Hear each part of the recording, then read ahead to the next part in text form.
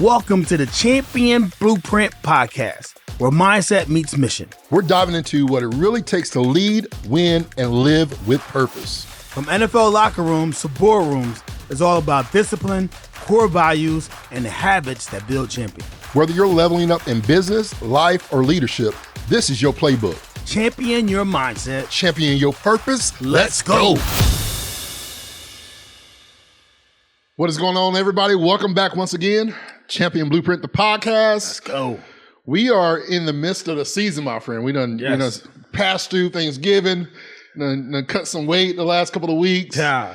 Football season's getting into the thick of things. College football going into the bowl season and the playoffs. Basketball, we ain't gonna talk about the Pacers right now. Hey, listen, shout out to getting a lottery pick this year so we can rebound when Tyrese comes back. It's funny because everyone's throwing out these crazy scenarios of trade deals. Let's get LaMelo balls. No, just chill, relax. Yeah, we're relax. good. We're good. We're on that San Antonio Spurs. Let's get our Tim Duncan. We still got prime David Robinson in the last couple of years.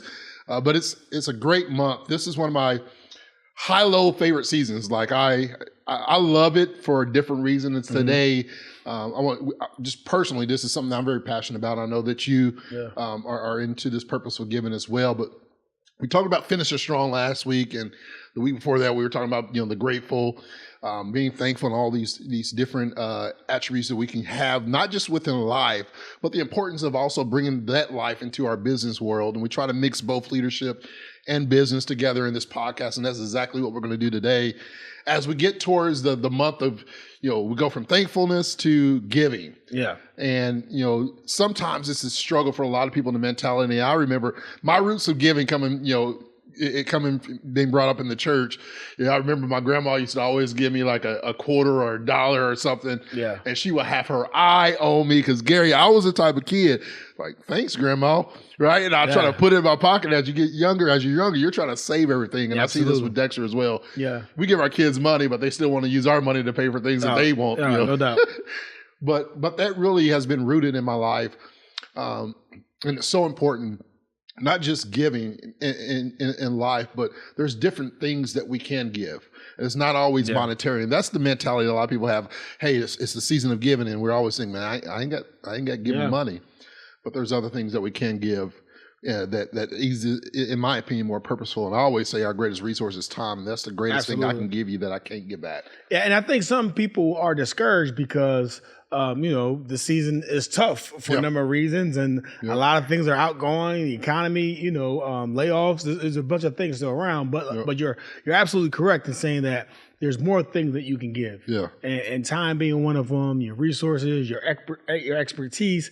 So we're going to cover some of those things today and encourage you to do what you can, to give what you can, but more importantly, do it with a cheerful heart. Yeah, the heart that's really what matters the most. Like it's not what you do, it's like why are you doing this? Exactly. Ryan, our good friend Ryan McCarty, he always says this quote that I really stuck with, and he always says it's not good to give to be seen, but it's always good to be seen given. Yeah. Like I'm not giving or doing this thing for the glitz and the glamour and the marketing and hey, take a picture of me while I feed the homeless.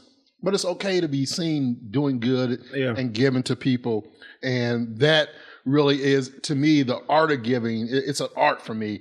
It's something that is purposeful and designed. And so I want to dig into a few of these things because I want to talk about it with a little bit of a twist, if you will. Okay. Not just, as we said, not just your monetary giving, but really giving it in a different way. We think about the holidays, and we both got kids. Yeah. That create lists. And I'm like, you don't get everything on the list. We'll see what happened. When I grew up, Dexter, like, I'm sorry for the children that may be listening right now. Paul's parents, pause the podcast and listen to the rest of this after your kids are out of the car. But Santa Claus wasn't real in my house. My mom was like, I ain't giving no fat, out of shape man any credit. Man, same here. Like they hide the presents, but you know what I'm saying. But they know it's coming from us. Yeah. I'm buying this, and Santa Claus may wrap it or create the toy, exactly. But I'm buying the gift, right? And so December has all these different things with the holidays, and as you mentioned, there's so many high spirits, and there's a lot of people that are going through low spirits. We talked about this during Thanksgiving. Like there's a first for a lot of people who have lost loved ones or significant ones, or maybe, for me, Christmas has, been a roller coaster for me because that was the day that my sister passed away. Yeah. Right. And so in 2016, waking up, and that was the gift, right, of losing a life and a loved one. And then celebrating this same day with her son that we were raising and adopting in Dexter has created challenges. And it's really like a mental. So what can I give that's going to be the most for Dexter, right? What can I give that's going to be the most for my team? And how do I give those things are important? One of the things that I love, and I want to just jump right into this. There's certain areas. I want to talk about 3 or 4 different areas that I believe that giving is a benefit in the workplace. And the first one is giving is really a competitive advantage for a lot of people, and giving with clarity and understanding. For me, I always say giving is not a charity; it's a culture within the workplace. Like, this is who we are, and this is what we do, and this is why. And so when you have clarity on why we're giving and what we're doing it for, it's so important. I want to talk just a little bit about these 3 things, and I want to talk about them because I believe it's important. And this is going to cast off to our new season in January, some of the conversations. Once again, this past week, had somebody actually reach out to me and say, George, this podcast, I meant to screenshot you the text. They said this episode meant so much to me. Man, that's amazing. And I said, why? And this is a topic, Gary, and when it comes to keynote speaking, Gary and I are looking forward. We're booking right now for 2026 if you're interested.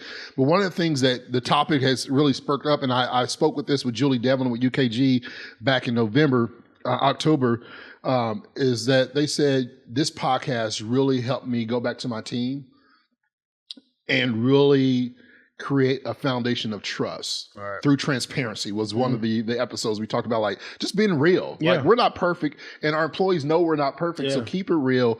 And she said it created such a foundation of trust where psychological safety, those 2 words that we talked about a little bit in a couple of our episodes and not really dug into it, but she said it created that. And I thought about when we give our time, when we give to our people, it's a competitive advantage that creates psychological safety. Giving creates psychological safety. Giving builds this trust and this foundation that we have, and then giving strengthens leadership credibility. Yeah, I like what you said about clarity and understanding, because you see sometimes leaders and companies, they give gifts, but don't nobody want them. Yep. Right. Yep. So it's like, how'd you miss on this? Right. Yep. This is supposed to be something that people are grateful for, their experience, but they're like, man, here we go again with this. Right. Yep. So I think, understanding, like, one of the things is like, what do my people want? What would they appreciate at this time? And sometimes I've learned it wasn't always like an actual physical gift. Yeah. Sometimes it was like, you know what? I know you specifically have more children. You don't have any children. Yep. So how about you don't work these 2 days and you get 2 days to spend at home with your PTO. Family? Right. So many different things of that understanding. I think to your point of psychological safety and with people being seen, I think that goes a very long way inside your organization, inside your companies. Yeah, leaders can give out, like we talk about this, leaders give out bonuses, leaders give out PTO, some leaders give out heartburn. I told you, shout out to Mercy, man. He's a great owner, but he would give us gifts, but then they would be on our W-2s, right? Yeah. We would get taxed for them, right? But we always appreciated the Xboxes or whatever it was, man. Yeah. But it's just like that understanding. It's just huge, especially in this day and age. Yeah, I love this thought that giving is not a season; it's a strategy. Right, and I go back to the story of Verizon TCC, Scott Moorhead, who's here in Indiana, and he bought his dad's business in the wireless space and grew it to what it is now. I believe over 40 plus states. Yeah. They got stores, 1,400 plus locations between Verizon, TCC, Wireless Zone, one of the top 5 third-party Verizons. And one of the things that was a struggle about 10, 11 years ago was they gave a lot of money back into the charity world. Yeah, but it still does. We're talking, over, I believe last August, over $1 million back into the community here in Indiana and throughout the locations that they're in. But beforehand, Gary, like the employees were connected with this. It was like we're giving, but there's no excitement, there's no engagement, there's no fulfillment. And one of the switches that he did is that he said, "What if we give this back to our employees?" And so they gave PTO time for employees to go do something that they're passionate about. They called it underneath this culture of good. It was like the my good. My good is that we give our team 4 PTO hours to give back to whatever their desired. And then our good was departments. Each department got together quarterly and did good together and picked their calls. And then the big good was like every July, August, the same week throughout all their locations, they do back to school. And I'm talking about, it's a huge deal. Yeah. But it creates that sense of purpose where it's not just the season of December where we're talking about giving. Yeah. We're talking about how do you make this a competitive advantage where giving is part of your vision and your mission, that we're giving back to the community. We're giving back to our customers and our clients. We're giving back to our employees, right? And that becoming a strategy of giving. When we talk about giving with a purpose, that's really what I'm talking about. It's like, how do you empower? I'll ask you this. What are some steps you believe employee or a leader should take to really empower their people to have that type of heart where we're giving with a purpose? Yeah, I remember being a young leader and hearing people's problems and going through, and we talked about so often we got so much in our days that not pause and really reflect on what was just said or heard. And someone told me one time, it's like, people don't care how much you know till they know how much you care. Yeah.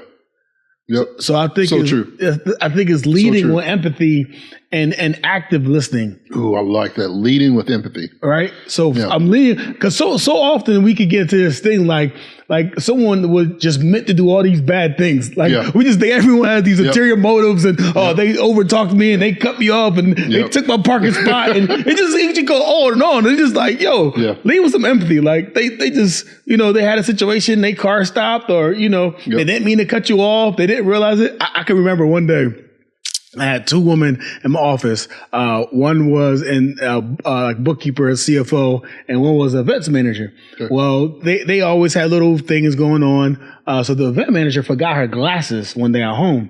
So she wrote in a question to the bookkeeper in all caps.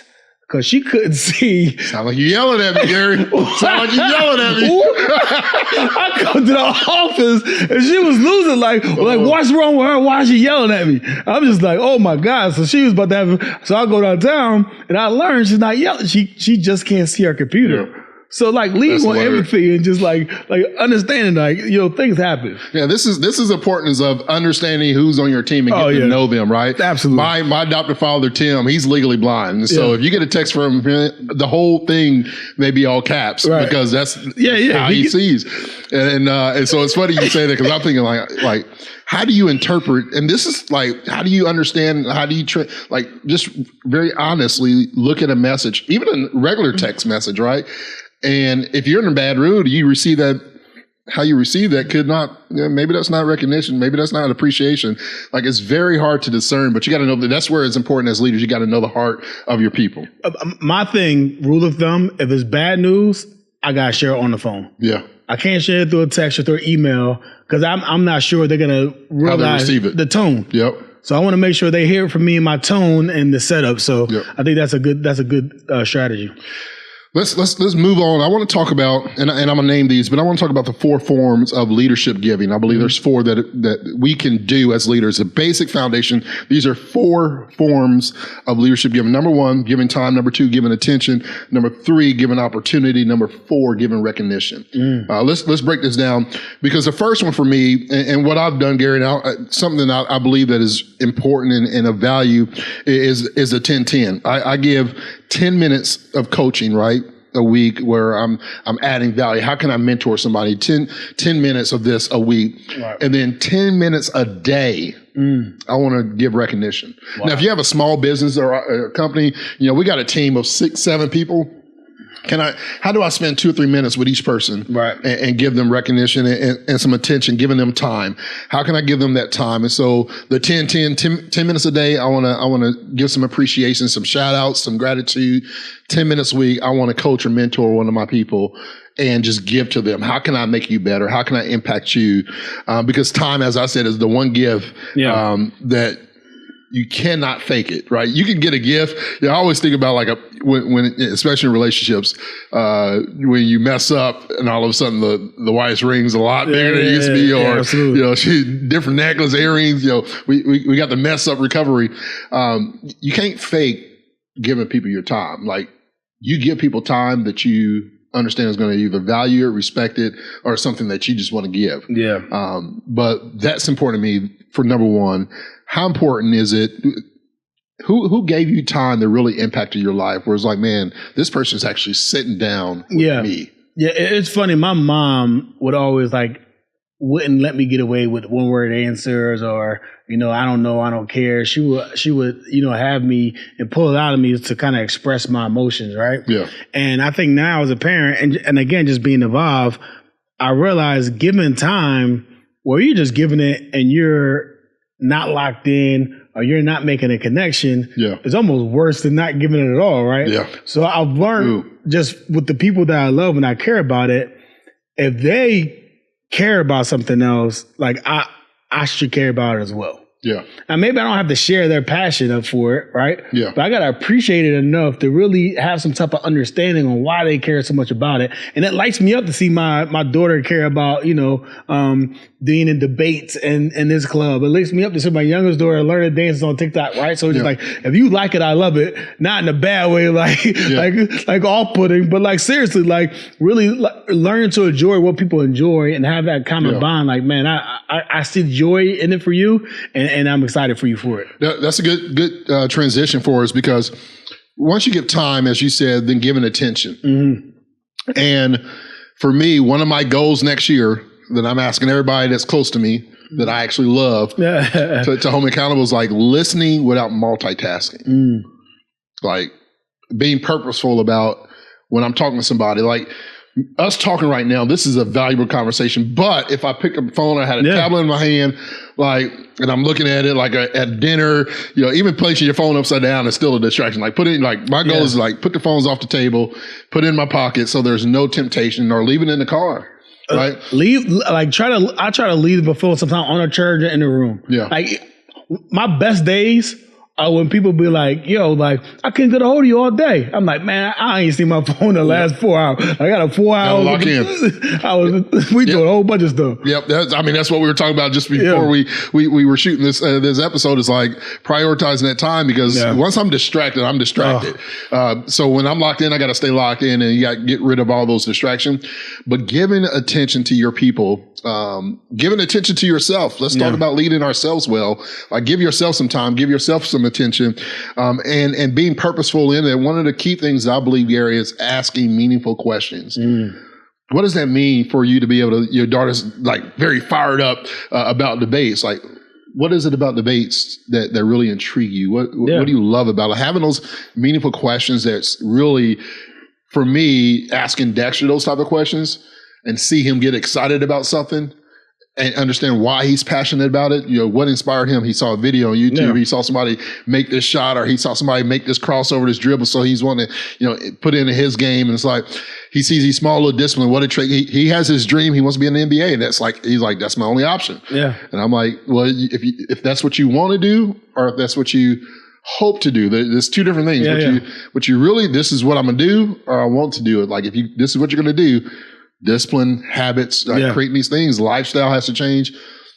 You see him get intrigued by those things and having meaningful conversations and just chatting about that, giving him the attention, where it's less of me talking and more of him, is really inspiring, because to me, attention is the currency that creates belonging and fulfillment. Yeah. Right. When you are able to say, hey, this is how much time, like I'm here with you.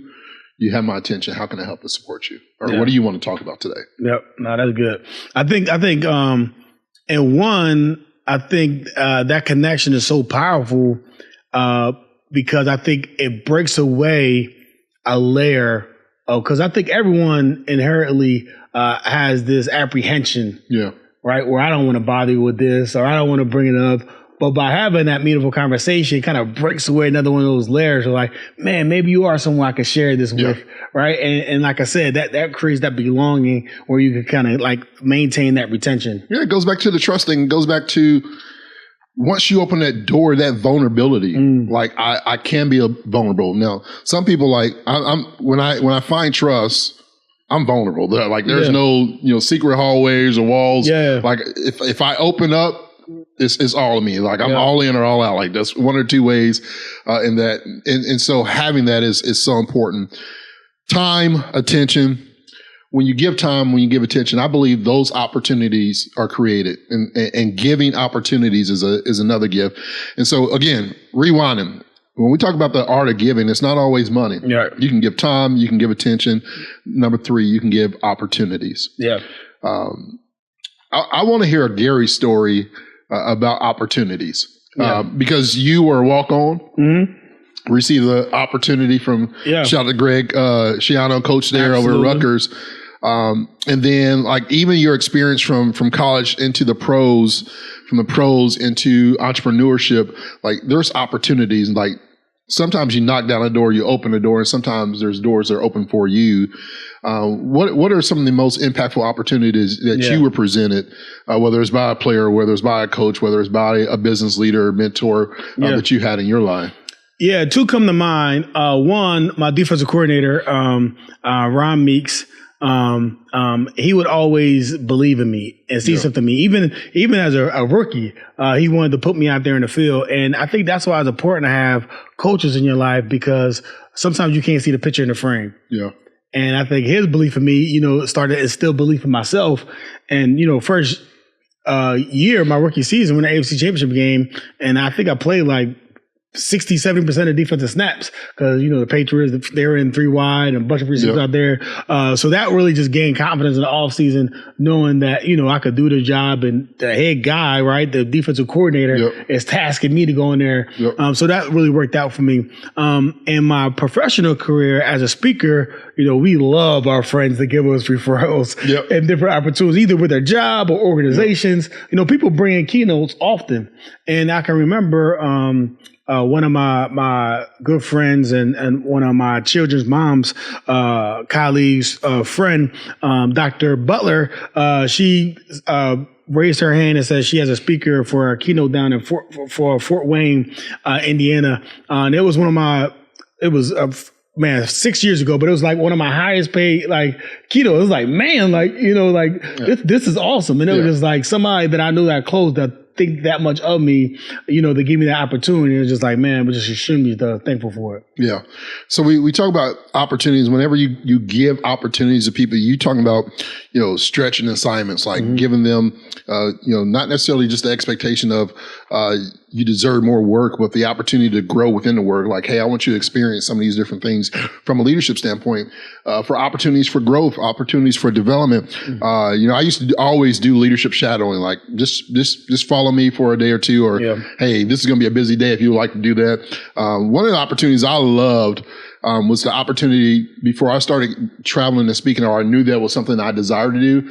I had the opportunity to do that, just to watch and observe the lifestyle of what it is to prepare as a speaker mentally, emotionally. I didn't realize the emotional, like come off the stage sometimes. It's like you're like drained. Yeah. Right. And so it's like you giving everything you can to the audience, hoping that it impacts and inspire somebody, motivation them. Don't expire unless it's a funeral, then it inspire the group. But I had the opportunity to really shadow them. That's where it was like, man, this is something I desire to do. If I can just get on stage and impact one person, in an audience of 5 or an audience of 5,000, I've seen the audience in different sizes. But if there's one person that can come up and say, George, that changed my life, or that changed my mindset. I think about Christina that was down over in Florida, moved to Phoenix after a keynote last year, and she quit her job. And I was like, where at in my keynote did it say quit? Your job. But it was like she wanted to champion her purpose, and she knew that her purpose was greater than what she was doing. An opportunity opened up within weeks, and she knew that's what she was wanting and desire to do. And so you have those moments, but leadership shadowing, give those opportunities to people, and really empowerment, because I believe empowering people builds leaders for the future. Yes. We were able to empower them, not delegate, but really empower them to take a risk, to create an opportunity, to create a program, or create something within their gifts or their strengths and their desires is huge. And so we want to give time. We want to give attention. We want to give opportunities. And then the fourth one is giving recognition. We talk a lot about this already in previous podcasts, but the importance of public praise, the importance of praise within a small circle. This, for me, recognition is all about then how well does Gary know his team? Yep. How well do you know your team enough to know that you got 12 different people within your team, and 3 of them may love recognition a certain way, the same way, but there's 2 of them that may like it a different way. Some of them don't even want any public recognition. Yep. And then what type of recognition is it? Gary likes gift cards. George likes to travel. Sarah likes, PTO or, a bonus or someone wants to be shot out in front of the meeting, right? Somebody wants recognition, like they work, in a closet. But they're doing all the work that nobody else sees. Absolutely. And so, public recognition may be their thing, or maybe that's why they're in the closet in the small room, because they don't want public recognition. But hey, acknowledge within those things. So understanding with the recognition for me and giving recognition, this is really personable. How well do I know people? Right. Whether it's private appreciation or public, recognition in that area, and then what type of recognition do we do that really helps grow the team? So I thought it was important, Gary. I wanted to break down those 4 things. You got anything to speak on the recognition piece? The recognition piece, what always warms my heart when I'm at like an event, a gala, something like that, and you're thanking the people that helped put it together, and you have a couple different variations of it, but sometimes people just, if I say your name, raise your hand or stand up, and then if someone like, man, George, can you stand up? Man, George answered every phone call. George was there at this event, and just the leaders that know exactly what happened in order for this to occur. It's like, man, they really are recognizing these people and really calling out what it is that they did, which I think is always awesome. Yeah. And I always say this, whenever you have a culture of recognition, you create that culture of recognition, that consistent acknowledgement really drives. You say, how, George, what's the way that we can drive the business in 2026? You better recognize, your business needs to create a culture of recognition. There are so many different recognition platforms out there that you can get involved in, that can really help you with, public gratitudes and thank you. Whether it's notes, I'm old school sometimes. I know that some people just like the handwritten note, versus a card that's just stamped with your name on it. Like personalizing those things are important, but recognition is one of the key drivers in organizations that are seeing high performance, seeing engagement, seeing that fulfillment. And so having that is so important. And this is why I call it the art of giving. It's an art really, but when you make it such a purposeful impact within your organization, I believe it really elevates and creates purposeful teams. And so how do you create purposeful giving that then creates purposeful team? And I want to wrap up with this, Gary, because I believe it's important for me when I think about creating purposeful giving within an organization. I think about how giving meaning creates motivation, right? So if I give with meaning, I give with purpose, I'm getting motivated employees that are inspired. If I give trust, I'm getting ownership back. I'm empowering them to own what they do and how they do it, owning the outcome of what they can control. I got rid of the whole take ownership of the business, because really the only thing employees can really own is the culture, right? And the outcomes of what their job is. And so owning the business, unless we're going to pay them to own it, exactly. It's different. But giving encouragement gets resilience. Yep. And so I believe purpose is really contagious, but only when we as leaders model that purpose. And so giving with purpose can be a contagious thing, but only if we model what it looks like to give to our people. And show that appreciation and gratitude. Anything you want to add to wrap up? Yeah. The last thing that we did not mention is that how it makes you feel when you do give. I don't know about you, but oftentimes, I'm tasked. I do a certain amount of pro bono, if you will, speaking engagements or events per year, and sometimes they always come up like when you're your busiest. Yep. And one thought process is like, man, I'm not even getting paid for this. There I am. But then after I do it and after you speak, it's just like, man, like how good it made me feel to have the opportunity to share my time, my resources, to build into people, give them my attention. It really helps motivate me. It really helps me be at my best because I see my gifts and my resources, being used properly. Yeah. I love that you said that because when somebody's pouring into me, it brings this sense of desire that I want to pour into somebody else, right? Like somebody's filling my cup. How can I fill somebody else's cup? Because I know I got Gary that's going to be able to fill it. Like Gary's pouring into my life. He's giving me this thing. So I know that I can give back, right? It's that whole give and it'll come back to you and plant that seed, reap what you sow, that mentality. And now you done sparked so many different things in my mind because I'm like, how do we now create a give audit? Right. How do we check ourselves? The back of the day, check yourself before you wreck yourself. Like how do we stay humbled and be grateful for the opportunities, the blessings, and the doors that open up? Because once again, as people are pouring into you, you should be able to pour into somebody else. Like practical strategies for leaders that you can use today. Number one, I would say give an audit. Like what's your give audit? Ask yourself weekly questions, like self-check yourself. Who needs time? Where do I need to spend time?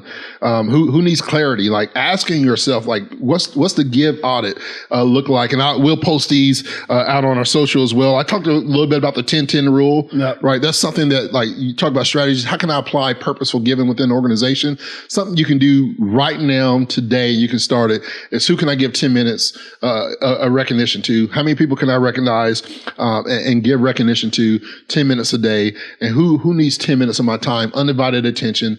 What do they need from me? And how can I pour it to them? Not saying, hey, 10 minutes to just do it. Maybe just 10 minutes of undivided, uninterrupted attention to just listen to somebody and say, hey, this is what I could use from you as a leader, whether it's resources, whether it's just time. Whether it's just the ears, like we talk about all the time. Some people don't want to be fixed; they just want to be heard. And so giving them 10 minutes to say, "Hey, here's a time that I can give," is so key. And the ripple challenge. I wrote this down. Is the ripple challenge is encourage your team members to intentionally give something, time, support, expertise to someone this week, right? So creating a ripple challenge doesn't necessarily always have to be money. If you got money, you can donate it. Great, be a blessing. Don't just write a check though. Like the greatest feeling I have is not when I wrote a check to somebody, but was when I wrote my time and I gave them time to be there, whether it's at a homeless shelter or, cooking a meal and be able to drop it off to people downtown. It's cold outside. Can you buy some hats and gloves and just go down there and just give it? And being able to create that weekly gratitude. I think about our huddles in Nashville. Our company has 3. We do weekly huddles and we just shout it out, just moments of gratitude. I'm grateful for this person. They showed up. How do we tie those into our core values? And so there's different ways you can do to really have a champion mindset within your organization that's championing this purpose of giving. And 'tis the season. So Gary, what do you Christmas is next week, bro. What's one thing you would desire? It's hard for somebody that may have, a beautiful family, healthy. You want all these different things, or you can get it yourself. And people right. If I want something, I'll just get it myself. I'm the type of person, I have zero expectations around these holidays because I hated the feeling I've been disappointed that I didn't get the gift that I really want. Right. But is there anything that you looking forward to buying yourself, or it's on your list and the kids and the family know about it? No. I think obviously, the generic, just spending time with the kids. But I do have my eye on this 15-in-1 gym machine that it does a lot of things. I go to the gym now just for some specific things, leg wise, and the machine would give me ability to work out more at home where I don't have the stranger danger. I don't have to have those sometimes 30-minute combos where I only want to be here for 30 minutes. So. Trying to focus and work out. Yeah, exactly. Gotcha. Listen. How about yourself? Anything? For me, so I was talking to Eric, our good friend Eric Armstrong. I'm in this, when I turned 40, I wanted watches. So I got like 2 or 3 watches. And Amber, she makes fun of me all the time because I always, just by habit, I naturally just throw on the Apple Watch every day. Like it's just a natural habit to the point where like I'm dang near 2-tone right there because it's just the permanent, and I never grab any of my other watches. And so I'm back locked in 2026. Eric and Ahmad and Corey, some of the guys. when we go out and have a guys' night, or we're going, to a business function, or we meet with a mentor, George cannot wear the Apple Watch. Yeah. I got to bring out. So I'm just something simple. I'm a bottle. I like it. A nice little, decent watch. And so that's what I want. And we'll see if I get gift cards, money, or that's it. Yeah, because it's like, what if you don't like it? What outfit are you going to wear the most? You want silver, brown, black? Yeah. And so I just want to watch. Yeah. I'm in the mood for, if you're going to give me a gift for the rest of my life from this point on, let it just be a watch. Yeah. I love something it. with time. Yep. Is all I am, because I want to be able to champion my time, my friend. Yeah. I love it. I love it. And so, listen, giving is leadership in motion. We want to encourage you to always give. And one thing that I love about champions is that champions don't hoard value. They release it. And champions multiply it. And so I want you to be able to champion your purpose, champion your mindset, champion the art of giving. Give somebody some time, give somebody some attention, give somebody some opportunities that could change their life. Just one small opportunity. You never know. And most importantly, give somebody some recognition. As always, Gary, my friend, I hope you have a great Christmas. Yes. We're going to take the next couple of weeks off. And we'll see you first of the year, 2026. First of the year. We're going to come to you back and better than ever in 2026. I got some exciting things, some trends, some things we have coming. Maybe we start implementing some guests. We never know what's going to happen, but we're here for you. If you're looking for leadership development coaching, keynote speakers, you can reach out to us. We're taking bookings for that. Absolutely. That'd be a gift. That'd be a gift for us. Opportunity. Hey. Until next time, ladies and gentlemen, champion your mindset, champion your purpose. Thank you for tuning in to Champion Blueprint Podcast. Let's go.